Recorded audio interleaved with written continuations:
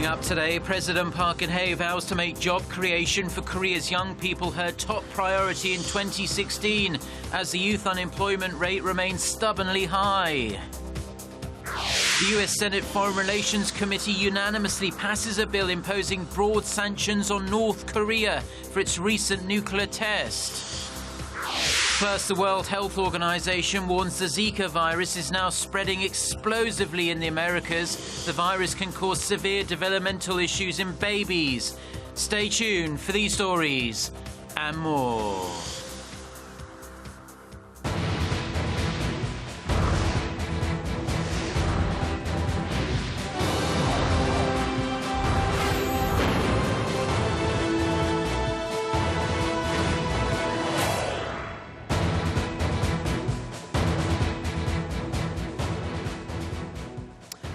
Hello to our viewers around the world. It's 6 a.m. on Friday, January 29th here in Seoul, South Korea. Thank you for joining us. I'm Mark Broom. Our top story this morning, creating decent, stable and well-paying jobs for Korea's young people tops President Park Geun-hye's to-do list for this year. She hit the point home on Thursday visiting a foundation that she helped create to support young job seekers. Our Song Ji-sun starts us off. During a visit to Youth Hope Foundation she helped launch, President Park Geun-hye encouraged young job seekers not to give up hope of finding employment. The organization was launched with a donation from the president after a tripartite agreement in September. It now has a budget of $110 million, thanks to additional donations from other patrons. This year, the fund is seeking to provide customized services for up to 125,000 young people, from mentoring to consultations on overseas internships at trading companies. One of its key functions is matching young people with opportunities at prospective startups and small and mid-sized companies. It also holds weekly job fairs featuring one company per week to guarantee that all applicants go through an interview. 청년 희망 재단을 통해서 서류를 보지 않고 바로 면접을 볼 수 있는 기회가 있어서 그것이 또 하나의 우리 사회의 어떤 반응으로 커져서 다른 데서도 전부 이런 식으로 한다면 청년들에게 더 많은 희망을 줄 수 있지 않을까 생각이 듭니다.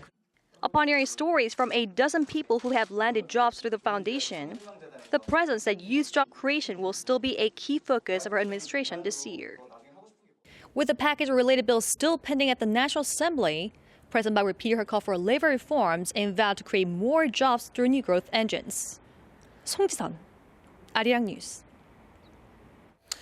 National Assembly Speaker Chung Eui-hwa's proposal to amend the controversial law on parliamentary operations is falling short of winning a consensus from the country's main rival political parties. Our National Assembly correspondent Ji Myung-gil has the details.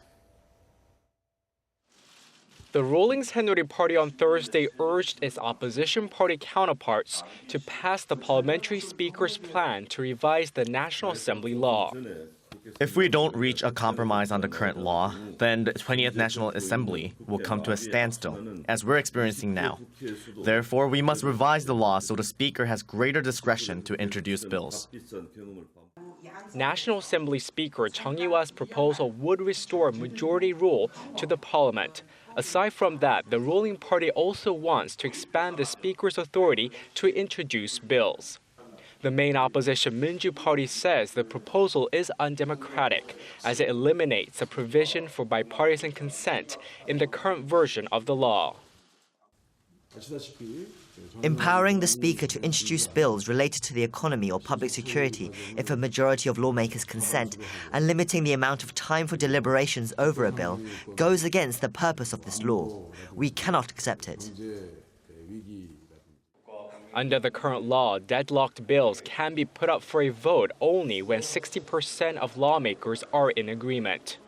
Chung's proposal would drop the 60% requirement and allow a bill to come to the floor when a majority of lawmakers make the demand.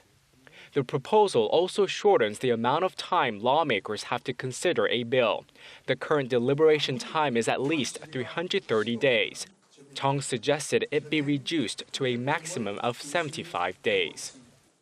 Chung agrees there should be limits on the speaker's power. He's also hoping his proposal will be accepted to bring an end to the current legislative paralysis. Lawmakers plan to discuss it at a parliamentary steering committee meeting on Friday. Kim Young-gil, Arirang News.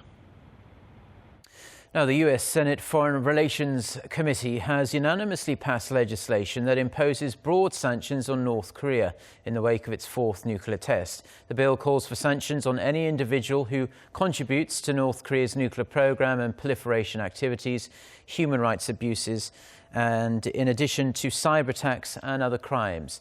The legislation also targets Pyongyang's trade in minerals and coal, believed to be a key source of hard currency for the regime.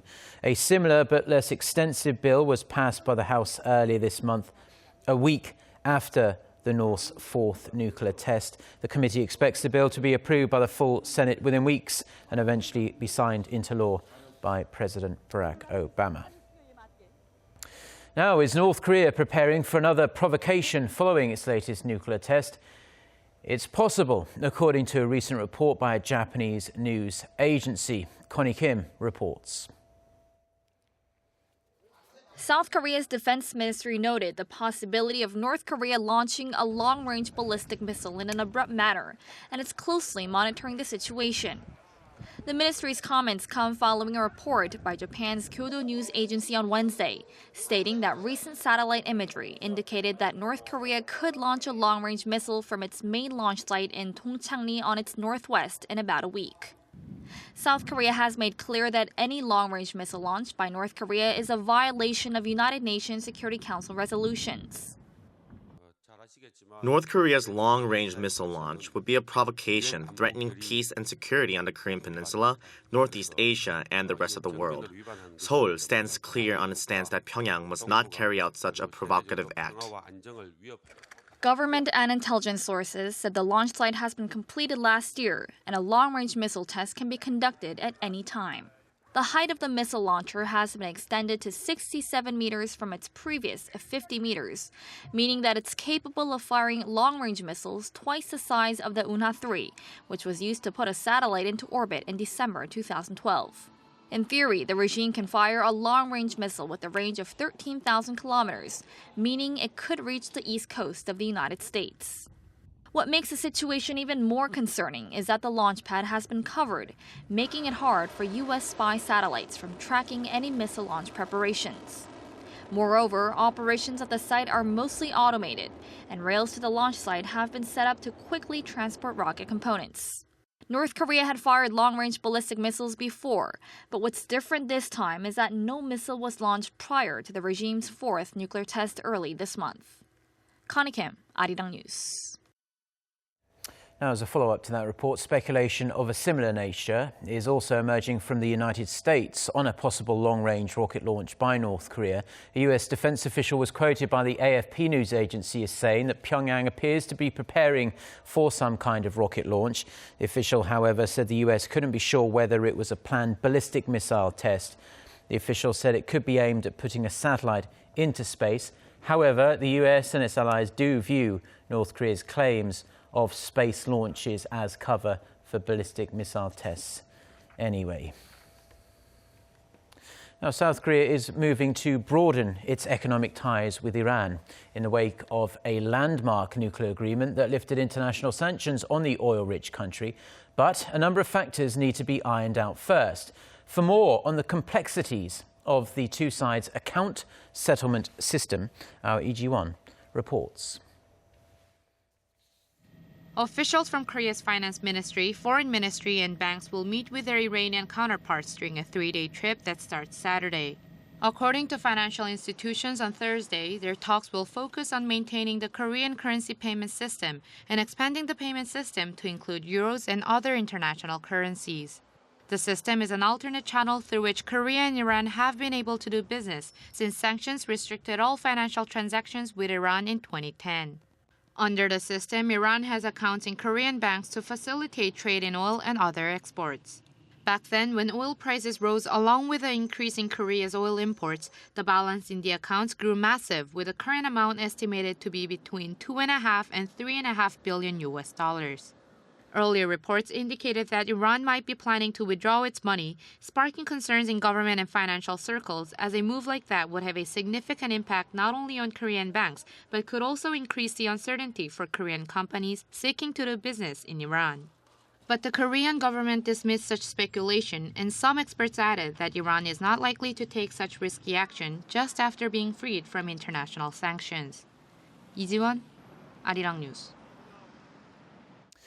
Now, the World Health Organization has warned that large parts of the tropical and subtropical world are at risk of the Zika virus. The WHO's Director General Margaret Chan says the level of alarm is extremely high. The virus has been spreading at an explosive speed in South America and has been linked with a surge in severe birth defects. Symptoms of the virus itself are usually pretty mild, but Zika seems to pose a serious risk to pregnant women and their unborn babies because of the assumed link with microcephaly, which causes babies to be born with small heads. The WHO says it's setting up an emergency committee to tackle Zika. It will meet for the first time next Monday. The WHO says it currently has no plans to recommend travel restrictions or urge women to avoid pregnancy. Korea's biggest tech firm, Samsung Electronics, has warned of weaker earnings this year due to softer sales of electronics ranging from televisions all the way through to smartphones. It's a global trend, actually, that's also hurting Apple and other major tech companies.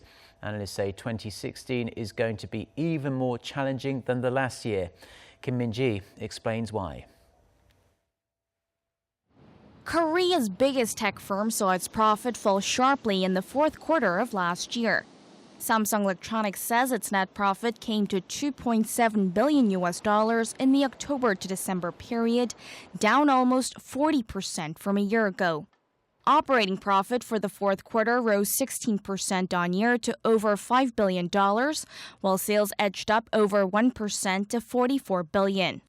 The latest results reflect an industry-wide slump in the technology sector worldwide, stemming from weak global demand for electronic goods.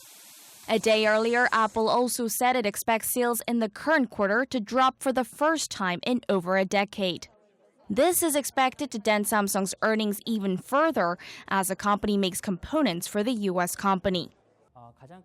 Profit in the chip sector fell more than expected despite seasonal demand, while sales in smartphones have been slowing. On top of that, there's been a supply glut and prices have fallen. Samsung also continues to face fierce competition with Chinese rival companies, and there's been unfavorable exchange rates, indicative of a tough road ahead for the tech giant. Analysts expect the weak performance to continue throughout the first quarter of this year due to a slump in its mobile and chip business, though most are withholding judgment until after the release of the Galaxy S7. Kim Min-ji, Arirang News. Now, AlphaGo is a powerful computer program made by Google. It's going to take on a Korean Baduk master at its own game in March in the ultimate man versus machine contest. Our Kim Ji-yeon has the details. Up until now, the ancient game of Go or Baduk has been singled out as a board game that computers couldn't crack due to its complexity. The rules are simple, though, which is to gain the most territory of the grid by placing or capturing black or white stones, which can be placed in an almost indefinite number of combinations. But this belief may soon change.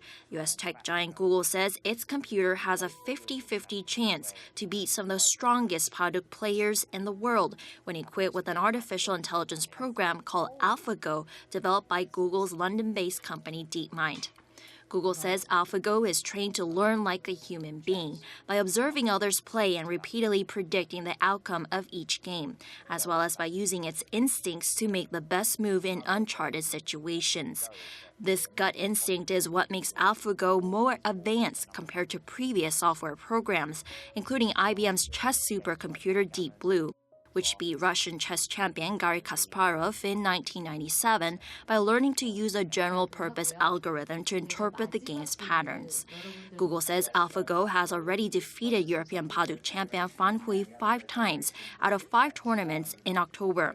Co-founder of DeepMind, Demis Hassabis, says the ultimate goal of AlphaGo's development is to apply it to solve real-world problems in the future. Maybe you get a scan, a CT scan or a brain image, and you have to process that image and maybe recognize something that's wrong in that image. And then help work out what the best kind of treatment schedule should be.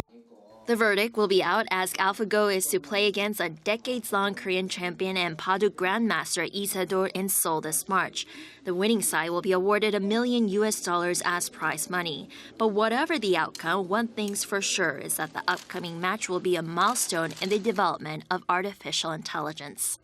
Kim Jeon, Arirang News.